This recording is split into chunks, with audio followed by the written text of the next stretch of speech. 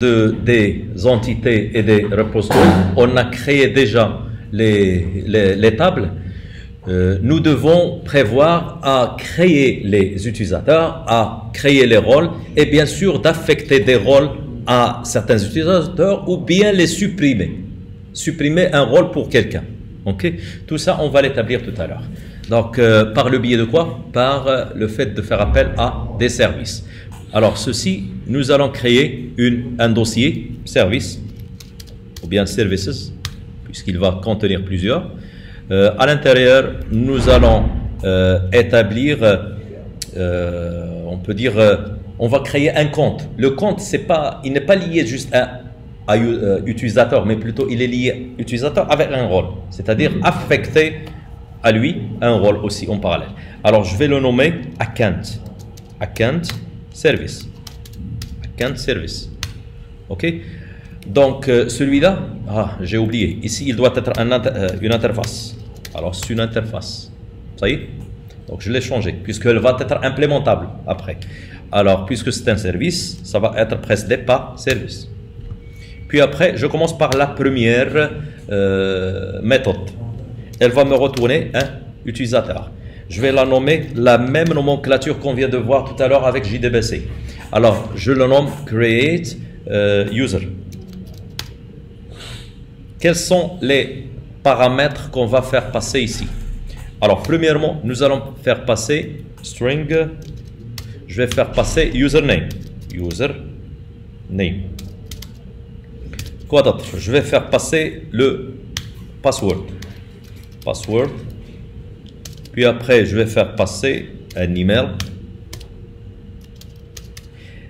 Et peut-être si on veut, bien sûr, si vous voulez, lors de la création de ceci, vous allez lui donner la possibilité d'insérer 2 fois le password, le mot de passe. Alors, on va faire la vérification de ceci.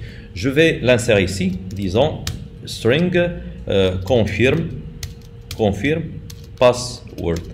OK? Alors, j'ai créé la première méthode. Maintenant, plutôt la déclarer, ça c'est juste, ce sont des entêtes. Alors maintenant, nous allons l'implémenter. Pour l'implémenter, c'est une classe qui va avoir le même nom, account. J'ai fait une faute. Alors, à l'intérieur, ça va être service, implémentation. Ça y est, entrée. Alors ceci, c'est une de type service. C'est l'implémentation de quoi? C'est l'implémentation de ce qu'on vient de créer tout à l'heure. C'est celle-là. OK? Il me l'a souligné afin d'implémenter la méthode. Je clique sur implémenter. Il me propose l'implémentation de ce que je viens de créer. OK. It's OK. Il me l'a inséré. Maintenant, je vais l'établir. Je vais l'établir de 2 façons différentes. Je vais faire ceci petit à petit afin d'apprendre comment l'établir si quelqu'un il a oublié ceci. Donc, je commence par la première façon. Donc, plus simple, je vais créer un objet de type user. OK? On va établir l'instance de ceci, user. Donc, c'est ça, point virgule. On peut faire passer toutes les données ici. OK? Mais pour moi, je vais les établir après. OK? Ce user, cet objet, je dois lui modifier son ID. Alors, l'ID, si vous vous souvenez, nous n'avons pas généré l'ID. Generated. On ne l'a pas fait. Nous allons faire appel à UUID. OK? UUID. C'est un outil qui parvient d'après Java.util. C'est celui-là. Il va me permettre de faire aléatoirement, d'afficher l'ID. Alors, pour l'afficher, toString. Je passe à la deuxième donnée. La deuxième donnée sera .setUsername. Set.username. Donc, username, c'est celle-là. Puis après, on va faire appel.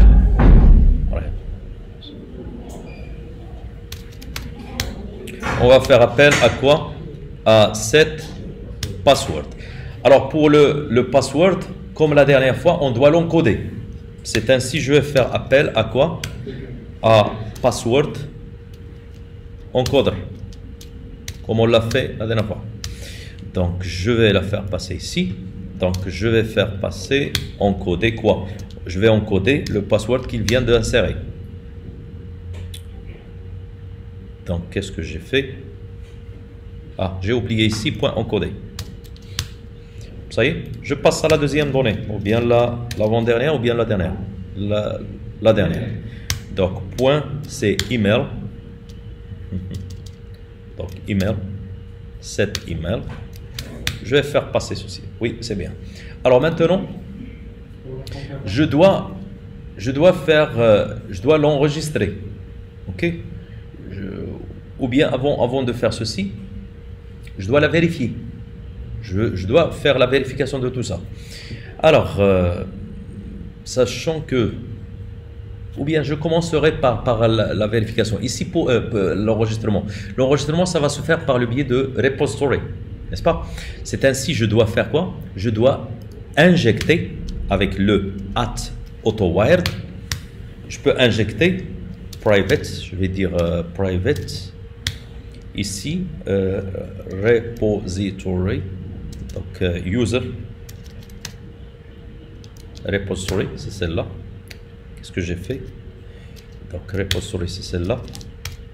Donc soit la variable user repository, et aussi je vais faire la même chose pour le rôle. OK.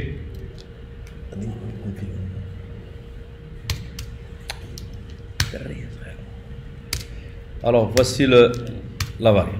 Je vais vous montrer un truc, où peut-être vous ne le savez pas. La première fois, lorsqu'on a enseigné l'IUC, on a dit que l'injection de dépendance, elle se fait de différentes façons. On a dit avec le setter, avec l'interface, ok. On a dit avec le constructeur. Maintenant, nous allons l'établir avec le constructeur.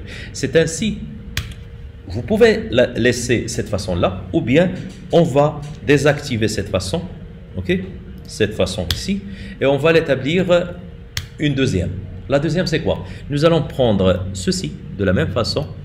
Là, c'est une injection de dépendance qui sera par le constructeur.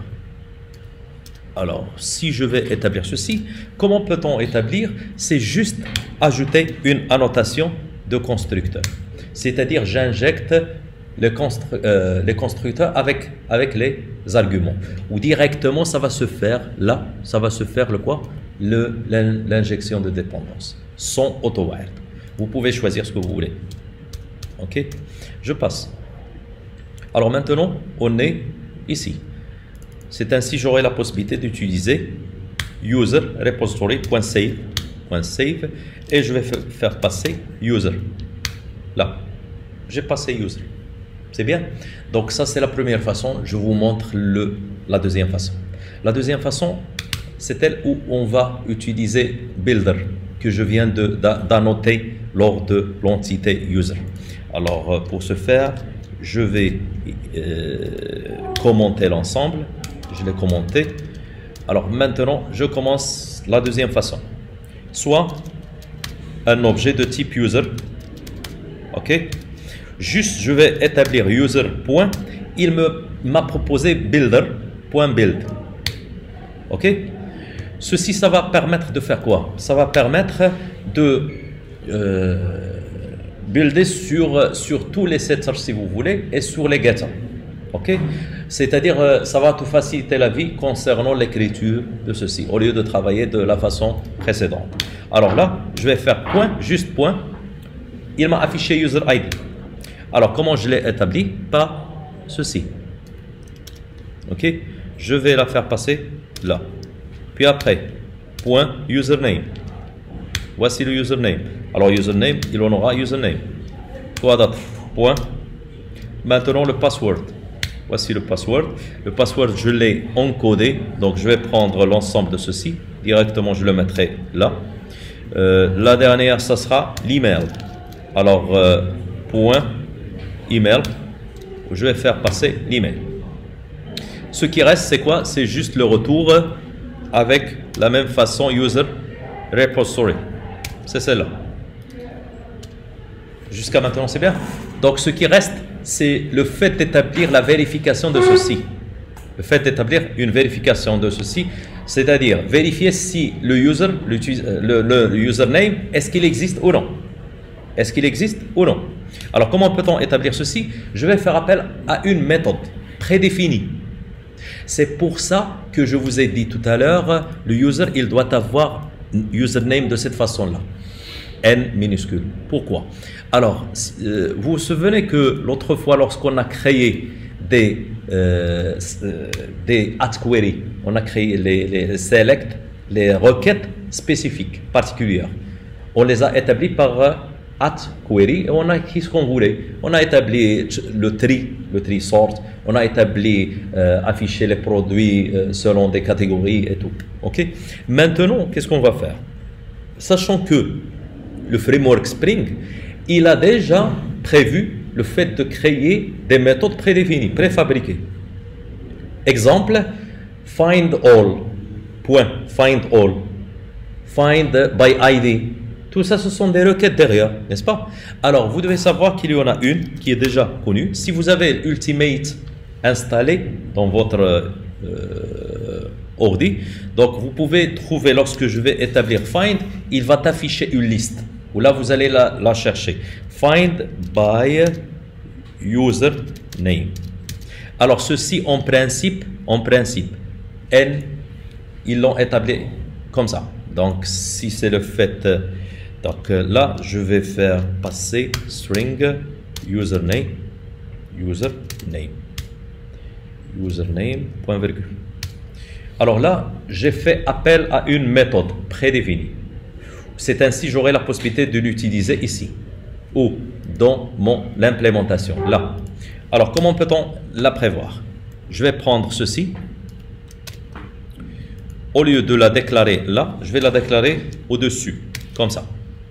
Égal à quoi? Égal repository, ceci, point, find by username.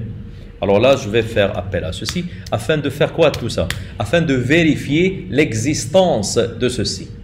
Ceci, il va la chercher s'il existe ou non. Alors maintenant, ça reste juste un if, disons user, est-ce qu'il n'existe pas?